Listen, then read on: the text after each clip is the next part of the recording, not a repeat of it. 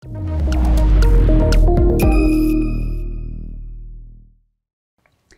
Assalamualaikum. Masih dengan saya Hairunisa di sini.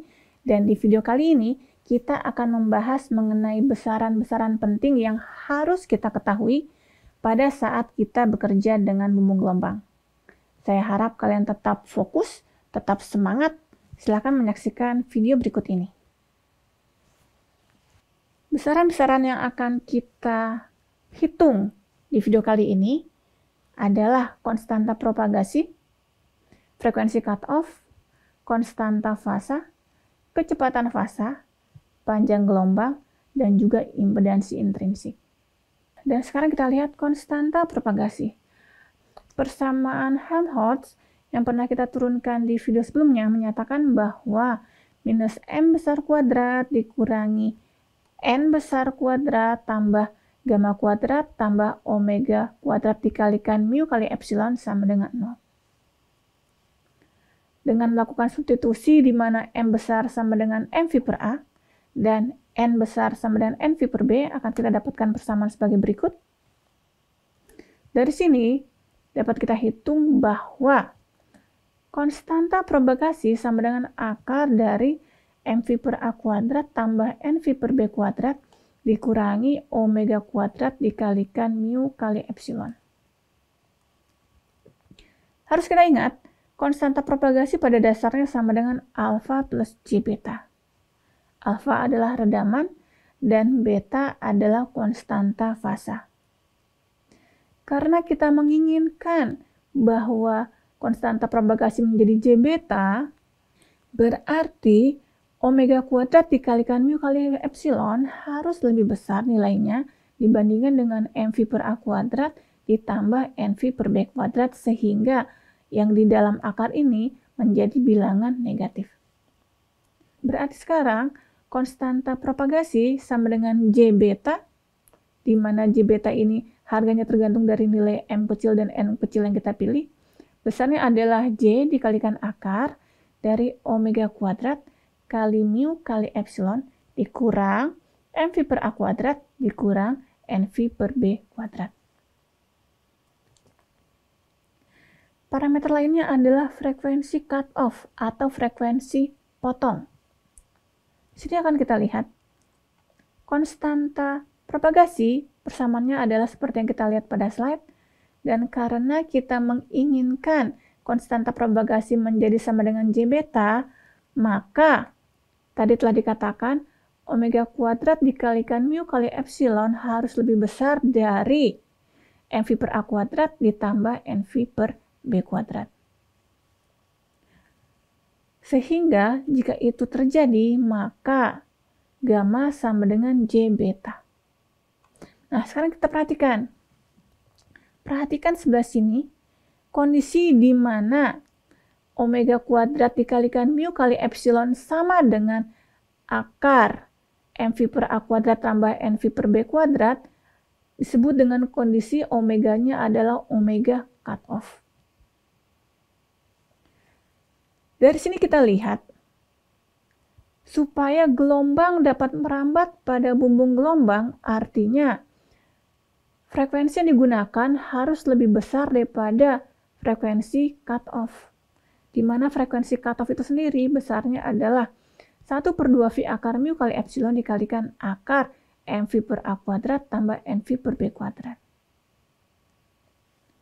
Dari sini dapat kita simpulkan bahwa pada saat kita bekerja dengan bumbung gelombang, maka gelombang sinyal frekuensi kerjanya harus lebih besar daripada frekuensi cutoff.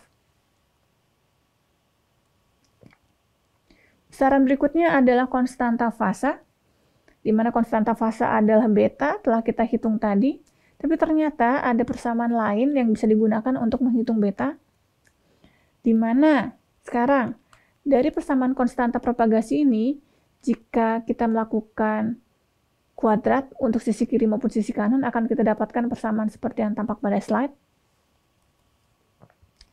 Jika persamaan ini kita bagi dengan omega kuadrat kali mu kali epsilon, maka akan tampak persamaan seperti ini, di mana persamaan ini bisa saya sederhanakan menjadi seperti yang tampak pada slide.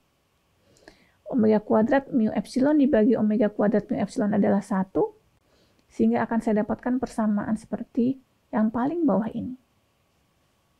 Selanjutnya, kita lihat, dari sini berarti sekarang konstanta fasa dikuadratkan sama dengan omega kuadrat dikalikan mu kali epsilon dikalikan dengan 1 dikurangi mv per a kuadrat tambah mv per b kuadrat dibagi omega kuadrat kali mu kali epsilon. Sekarang harus kita ingat bahwa omega cut off dikalikan akar mu kali epsilon sama dengan akar mv per a kuadrat tambah mv per b kuadrat.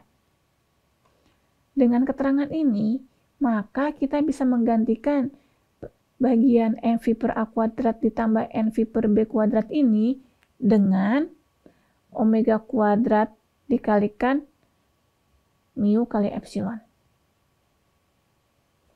Mu kali epsilon saling coret, sehingga kita akan mendapatkan bahwa beta kuadrat adalah omega kuadrat dikalikan mu kali epsilon dikalikan 1 dikurangi frekuensi cutoff kuadrat dibagi frekuensi kuadrat.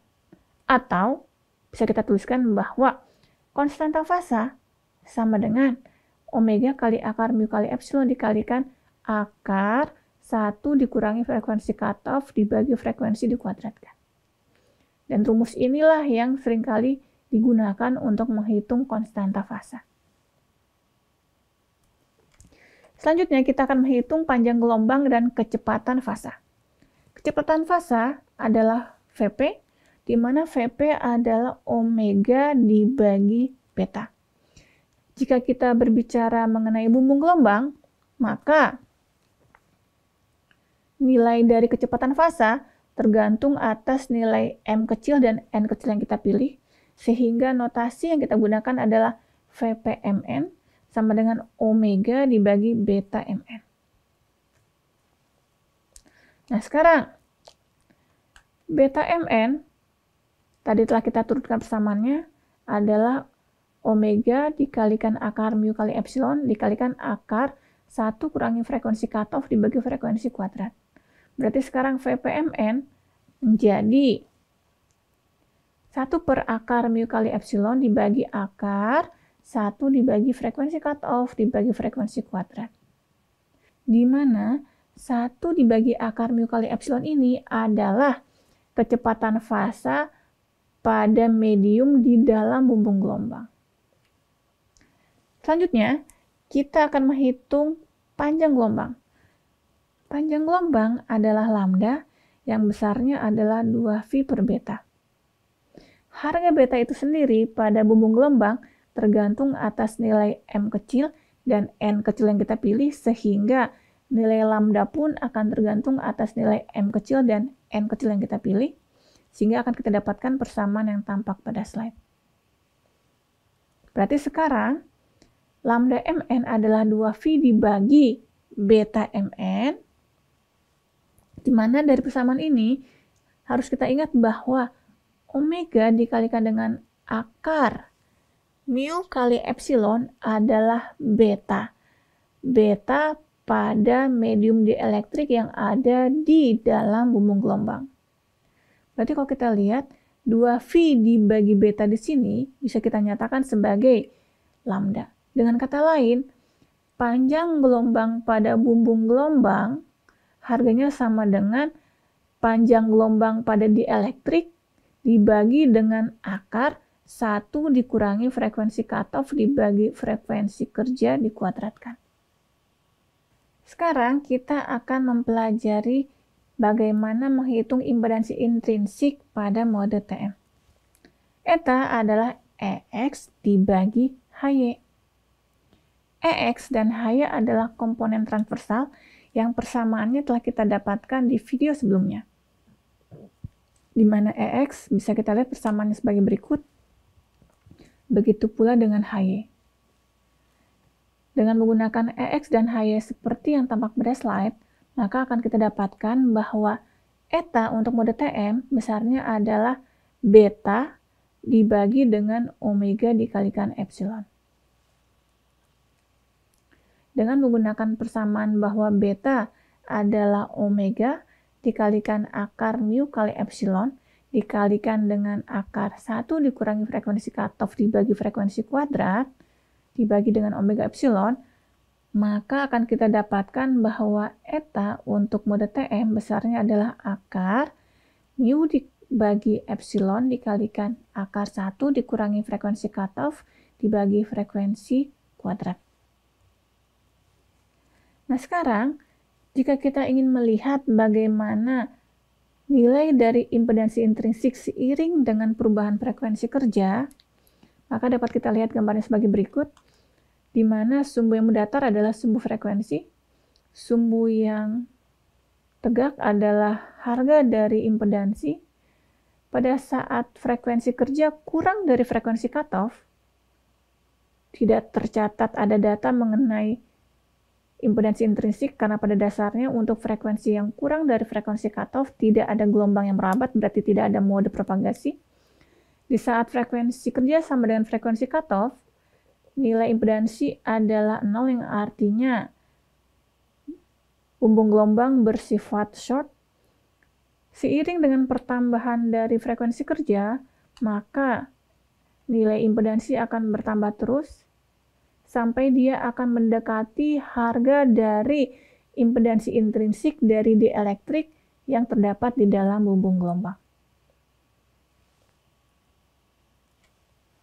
Dari video tadi, kita telah mempelajari besaran-besaran penting yang harus kita ketahui pada saat kita bekerja dengan bumbung gelombang. Dan video ini merupakan video terakhir di minggu ke-13, dan di minggu berikutnya kita akan belajar mengenai mode propagasi TM. Terima kasih atas perhatiannya. Jangan lupa untuk saksikan video di minggu selanjutnya. Assalamualaikum warahmatullahi wabarakatuh.